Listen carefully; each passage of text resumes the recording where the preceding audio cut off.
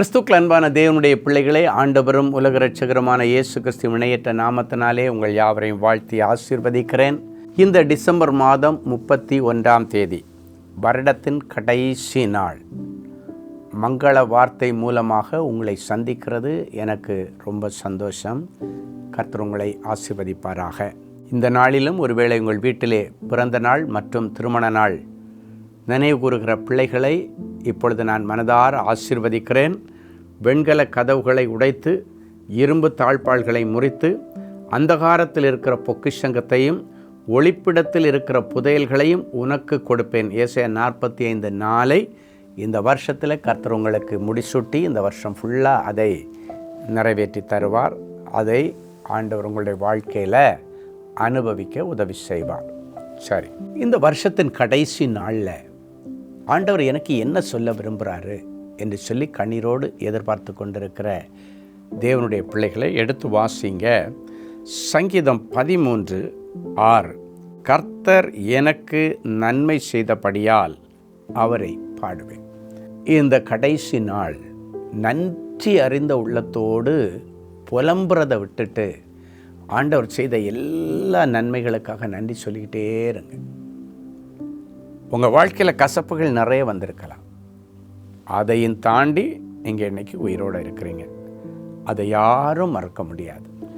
வியாதி வந்தது உண்மை, அதையும் தாண்டி இன்றைக்கி நீ உயிரோடு இருக்கிறது உண்மை.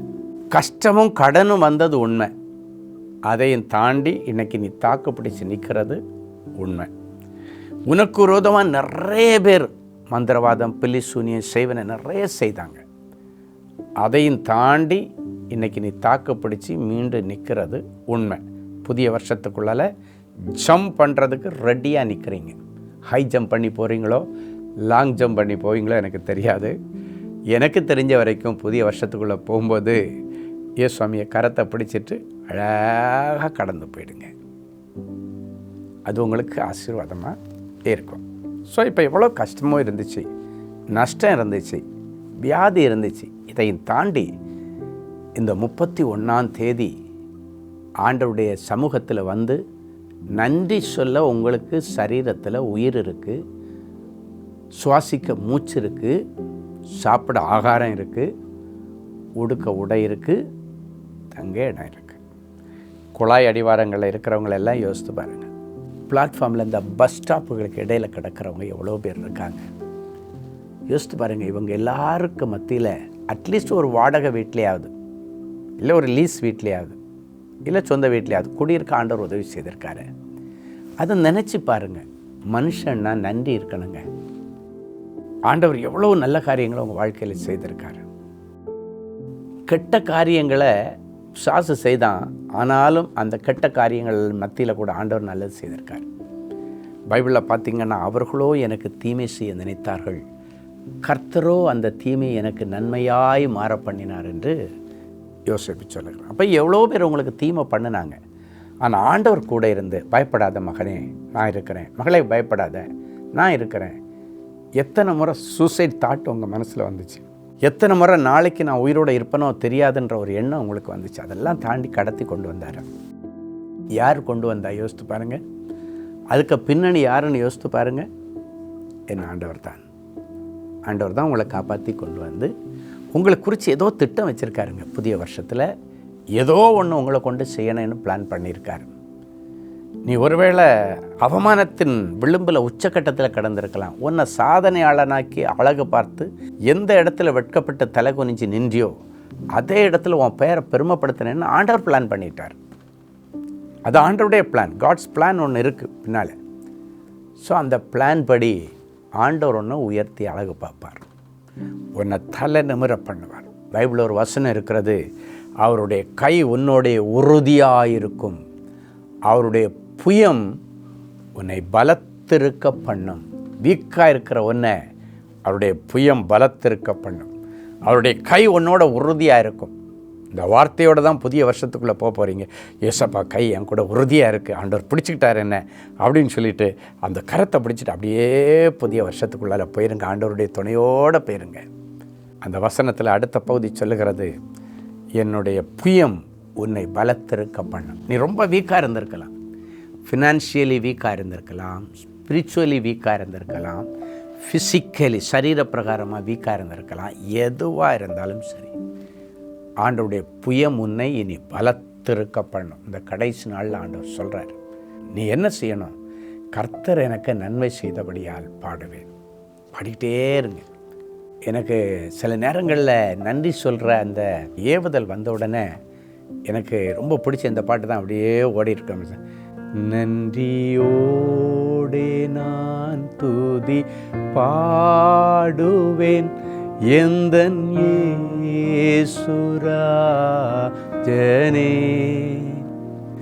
எனக்காய் நீர் செய்திட்ட நன்மைக்காய் என்றும் நன்றி கூறுவேன். எனக்காய் நீர் செய்திட்ட நன்மைக்காய் என்றும் நன்றி கூறுவேன். எண்ணிலடங்கா நன்மைகள் யாவையும் எனக்களி திடும் நாதனே, எண்ணிலடங்கா நன்மைகள் யாவையும் எனக்களி திடும் நாதனே, நினையாத நன்மைகள் அளிப்பவரே, உமக்கென்றுமே துதியே. அன்பு தேவனுடைய பிள்ளைகளே, ஆண்டவர் செய்த நன்மைகளை நினைக்கும் பொழுது கண்ணில் இருந்து மடமடன்னு எனக்கு கண்ணீர் வரும். அவ்வளோ நன்மைகளை கர்த்தர் நமக்கு செய்திருக்கிறார். சிலர் சொல்லுவாங்க, இந்த பிரதருக்கு தான் பாட்டு ராகம் தாளம் ஒன்றும் வரமாட்டேங்குது, இது எதுக்கு பாடுறாருன்னு கேட்பாங்க. ஆனால் என் ஆண்டவர் என் தாளத்தையோ என் ராகத்தையோ என்னுடைய குரல் இனிமையோ பார்க்க மாட்டார், என் மனசை பார்ப்பார். எனக்கு பாட தெரியலைன்னாலும் நான் பாடிக்கிட்டே இருப்பேன். கிண்டல் பண்ணுறவங்க கிண்டல் பண்ணிகிட்டே இருக்கட்டும். ஏன்னா ஆண்டவர் எனக்கு செய்ததை நான் பாடிக்கிட்டே இருக்கிறது என் ஆண்டவருக்கு ஒரு பெரிய சந்தோஷம். இன்றைக்கி ஆண்டவர் உங்களை பார்த்து சொல்கிறாரு, பாட்டு உங்களுக்கு வரலைன்றதுக்காக ஆண்டவர் துதிக்காமல் இருந்துடாதீங்க, பாடாமல் இருந்துடாதீங்க. ஆண்டவர் உங்களுடைய குரல் இனிமையை பார்க்க மாட்டார், உங்களுடைய இருதயத்தில் இருக்கிற அந்த நன்றி உணர்வை ஆண்டவர் பார்ப்பார். ஸோ அதனால யார் சொல்கிறாங்கன்னாலும் நீங்கள் ஆண்டவரை துதிக்கிறது மட்டும் விட்டுறக்கூடாது. எந்த சுச்சுவேஷனில் எனக்கு ராகத்தை பற்றியெல்லாம் நான் கவலைப்பட மாட்டேன், தாளம் வரலைன்னா கவலைப்பட மாட்டேன். ஆனால் எனக்கு உள்ளத்தில் இருந்தேன் நான் உண்மையாகவே ஆண்டவரை துதிப்பேன். அதுதான் ஆண்டவர் பார்க்குறார். அன்றைக்கு தாவீது சொன்னான், ஆண்டவரை இந்த அளவுக்கு என்னை நீங்கள் நடத்திட்டு வர்றதுக்கு நான் எம்மாத்திரம், என் குடும்பம் என்மாத்திரம்னு சொன்னான். என்னுடைய இந்த ராஜ பதவி எனக்கு எப்படி வந்துச்சு, எனக்கு ஆச்சரியமாக இருக்கு ஆண்டவர். இந்த அளவுக்கு என்னை கொண்டு வர்றதுக்கு நான் எம்மாத்திரம், நான் என்ன தவம் பண்ணியிருக்கிறேன், நான் அப்படி என்ன செய்திருக்கிறேன் ஆண்டவரே, என் குடும்பம் எம்மாத்திரம் சொல்லிட்டு அவன் சொல்கிறான், கர்த்தர் எனக்கு செய்த எல்லா நன்மைகளுக்காக நான் என்னத்தை செலுத்துவேன், அதுக்கு ஈடு என்னதான் நான் செலுத்த முடியும், என்ன அவ்வளோ பெரிய ராஜாவாக்குனார, நான் அதுக்கு என்னதான் செலுத்த முடியும், நான் என்ன செலுத்தினாலும் ஒரு காரியத்திற்கு ஈடாகாது. என்னென்னா, ரட்சிப்பின் பாத்திரத்தை எடுத்துக்கொண்டு உம்மை தொழுது கொள்ளுகிறேன். என் பரிசுத்த பாத்திரத்தை எடுத்துக்கொண்டு, ரட்சிப்பின் பாத்திரம்னா மனம் திரும்புதலின் பாத்திரம், ஒரு புதிய வாழ்க்கையின் பாத்திரத்தை எடுத்துக்கொண்டு உம்மை தொழுது கொள்ளுகிறேன் ஆண்டவரேன்னு சொன்னேன். இன்றைக்கும் புதிய வருஷத்துக்குள்ளே போகும் முன்னால் ஆண்டவர்கிட்ட சொல்லுங்கள், ஆண்டவரே எனக்கு செய்த எல்லா நன்மைகளுக்காக நான் என்னத்தை செலுத்த முடியும்? ரட்சிப்பின் பாத்திரத்தை எடுத்துக்கொண்டு, பரிசுத்தத்தின் பாத்திரத்தை எடுத்துக்கொண்டு, மனம் திரும்புதலின் பாத்திரத்தை எடுத்துக்கொண்டு உம்மை நான் தொழுது கொள்ளுகிறேன் ஆண்டவரேன்னு சொல்லி இன்றைக்கு ஆண்டவரை தொழுது கொள்ளுங்கள். இந்த நிகழ்ச்சி ஆண்டவரை தொழுது கொள்ளுகிற நிகழ்ச்சி, உங்களை நீங்கள் பரிசுத்தம் பண்ணி கொள்ளுகிற ஒரு நிகழ்ச்சி, உங்களுடைய ரட்சிப்பின் வஸ்திரத்தை புதுப்பித்து கொள்ளுகிற ஒரு நிகழ்ச்சி. அதற்காக ஆண்டவர் ஒழுங்கு செய்திருக்கிற நேரம். இந்த ரட்சிப்பின் பாத்திரத்தை எடுத்துக்கொண்டு ஆண்டவரை தொழுது கொண்டு அப்படியே அவருடைய கையை பிடிச்சிட்டு புதிய வருஷத்துக்குள்ளே போய் பாருங்கள். புதிய வருஷம் உங்களுக்கு சமாதானத்தின் வருஷமாகும், நிம்மதியின் வருஷமாகும், நிறைவின் வருஷமாகும், இழந்து போன எல்லாவற்றையும் திருப்பிக் கொள்ளுகிற ஒரு வருஷமாகும். எந்த இடத்துல வெட்கப்பட்டு தலை குதிச்சு நிந்தையோட அவமானத்தோடு இருந்தீங்களோ அதே இடத்துல ஆண்டவர் உங்களை பெருமைப்படுத்துகிற ஒரு வருஷமாகும். புதிய வருஷத்தை உங்களுக்கு நன்மையினால் முடிசூட்டுவார். புதிய புதிய நன்மையினால் முடிசூட்டணுன்னா இந்த சங்கீதக்காரன் சொன்னது போல அவர் ஏற்கனவே செய்த நன்மைகளுக்கு அவருக்கு நன்றி சொல்லிகிட்டே இருக்கணும். கர்த்தர் எனக்கு நன்மை செய்தபடியால் அவரை பாடுவேன்.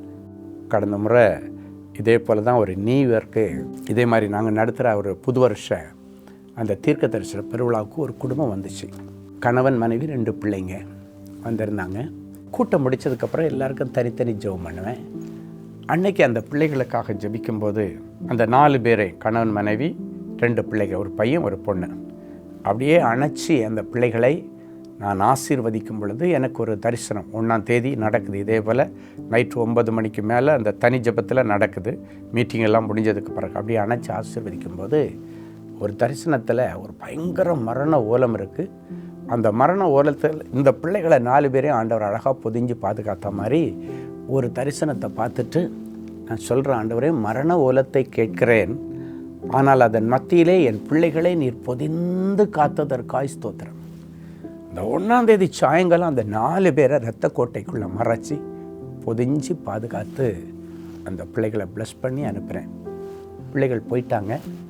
ஆனால் அவங்களுக்கு ஒரு நம்பிக்கை, ஏதோ ஒன்று குடும்பத்தில் நடக்க போகுது, ஆனால் நம்மளை ஆண்டவர் அழகாக பொதிஞ்சு பாதுகாத்துட்டார். நான் சொல்கிறது உங்களால் நம்ப முடியாது. அடுத்து ஒரு 1ஆம் தேதி முடித்து ஒரு 3-4 நாள் தான் இருக்கும். திடீர்னு பார்த்தா இவங்க ஊருக்கு போகணும், அவங்க சொந்த ஊருக்கு போகணும், ஏதோ ஒரு விசேஷமாக போகணும்.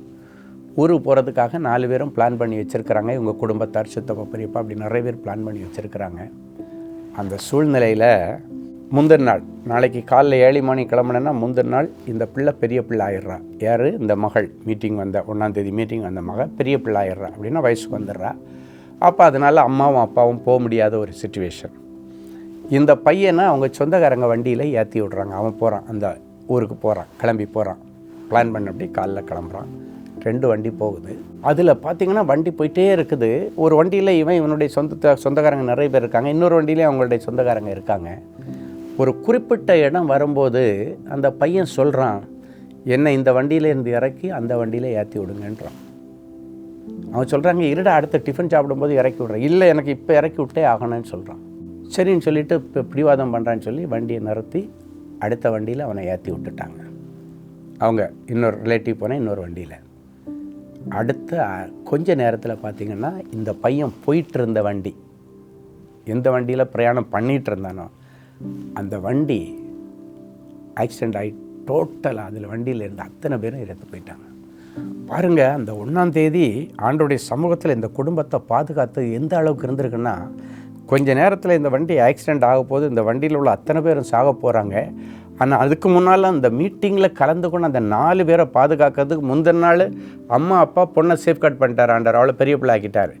இவன் அதையும் தாண்டி பிடிவாதம் பண்ணி போகிறான், வண்டியில் உட்காடுறான். இந்த வண்டி ஆக்சிடெண்ட் ஆக முன்னால் அவசியமே இல்லாமல் அடுத்த வண்டியில் ஏறுறதுக்கு அவன் சண்டை போடுறான். அடுத்த வண்டியில் ஏற்றி விடுறாங்க. அவன் அந்த வண்டியில் போய் அடுத்த 10 நிமிஷத்துக்குள்ளால் அவன் ஏற்கனவே பிரயாணம் ஆன வண்டி ஆக்சிடெண்ட். டோட்டலாக வண்டியில் இருந்து 5 பேர் மரித்து போய்விட்டாங்க. அந்த பையன் பாதுகாக்கப்பட்டான். அவருடைய குடும்பத்தார் இறந்து போயிட்டாங்க. அவருக்கு, அந்த குடும்ப தலைவருக்கு ஒரு பெரிய சங்கடம் தான்.